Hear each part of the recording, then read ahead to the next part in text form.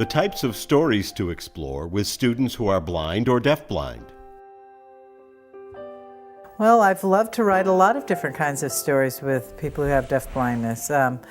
True stories that highlight our students' unique interests and perspectives, stories about the experiences they have doing everyday kinds of things, going to the car wash, maybe picking out a pet at the pet store, those kinds of things.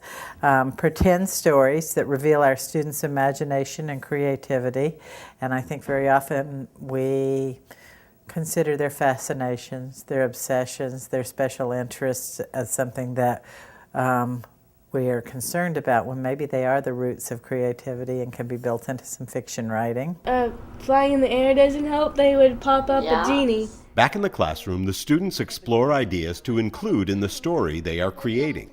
Another kind of story is a story that highlights our students' social and emotional challenges and triumphs. Sometimes it's easier for our students to be able to talk about social issues in a story format than in real life situations, such as the social stories. Why do you think people get married, Chase?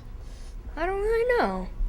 Oh, no. I have to find out when I get married. In a different classroom, a boy and a girl who are visually impaired share and explore ideas with their teachers for a story they are collaborating on. Stories based on TV, video games, or books that appeal to our students' interests.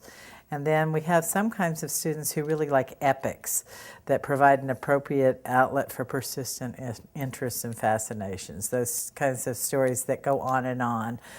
Stories of the Titanic, the stories like The Wizard of Austin that last for many chapters and become a kind of a maybe a connection ritual for the student to be doing with the adult who's writing with them. Living in Munchkin Land, that's an idea. A castle floating in the sky over Munchkin Land. In the classroom with the three girls who are visually impaired or deaf, the teacher lists some of the ideas and topics which the girls had earlier suggested as themes to write about.